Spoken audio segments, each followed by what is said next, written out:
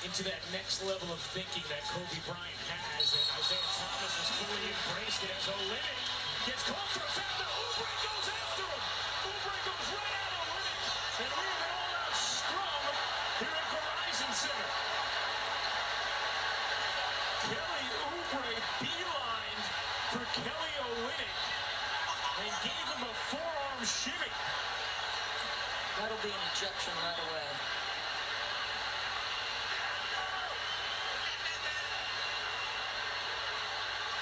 That reminded me of a play Giannis Antetokounmpo made in his first playoff series. And it's the play of a young guy, obviously.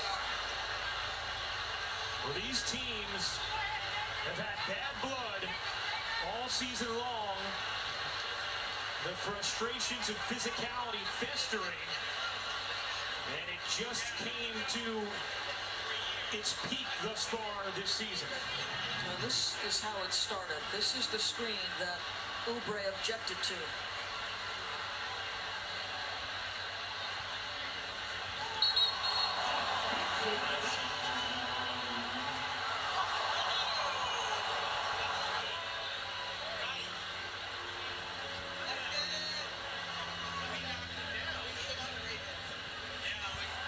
Well, you can see Monty McCutcheon in the middle of it trying to hold back Kelly Oubre after he delivered that blow to Kelly Olynik. And then, of course, as we always see now, the assistants then make sure the rest of the bench players do not spill onto the floors. That is an automatic one-game suspension if you do. Well, Kelly Olynik made a beeline for the official as if to say it wasn't an illegal screen, but it looked to me like the upper, maybe his arms, sort of extending into the throat area of Kelly Olynik. So watch the upper body, and actually he's just hitting him, and it looks like he wants to slip right away. But Kelly objected to the screen and reacts. And this is frankly inappropriate. I mean, as frustrated as he might be over the screen, can't do that. It would be shocking if that's not an ejection. Oh, Kelly Oubre is going to be lucky if it's just that. Correct.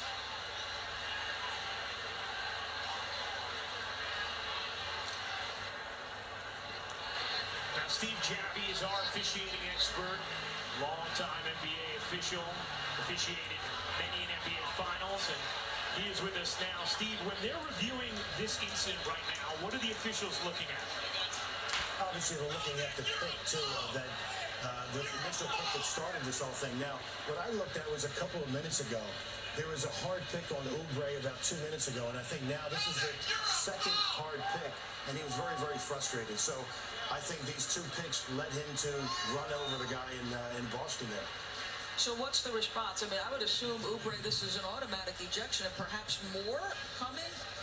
Steve? Well, Dars, the only thing they can do is have the automatic ejection.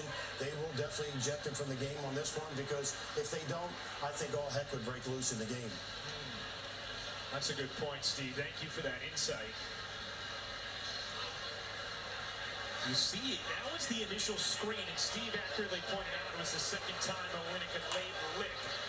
And Oubre took unbridled exception to it. I'd like to ask Steve one more question. Yeah. Steve, as you're looking at that screen, to me it looks like Olynik just is setting the screen and looks to slip it. Are you seeing something more than that? Doris, I'm not seeing much more than that. I think it's a hard pick. As I said, I think Oubre just took exception to it because it is the second hard pick that he got set on. So I don't see anything, in my opinion anyway, that is illegal or would be anything like a flagrant foul or anything at all. It's just a good hard pick. Yeah, that's what I thought. And part of the issue here, and listen, I don't blame his objection. He took a pretty good shot, and obviously, but Jan Mahimi is in the pick and roll, and we talk about this all the time, right? As the screen is coming at you, if you're blind as a defender, Jan's got to be saying, pick coming, screen right, whatever this is why communication is so important, because you can see somebody can get hurt on a blind screen like that. When it's that kind of force, so Monty McCutcheon going to come over and let us know exactly what the foul is. Excessive and unnecessary, and that was unnecessary. So We have a flagrant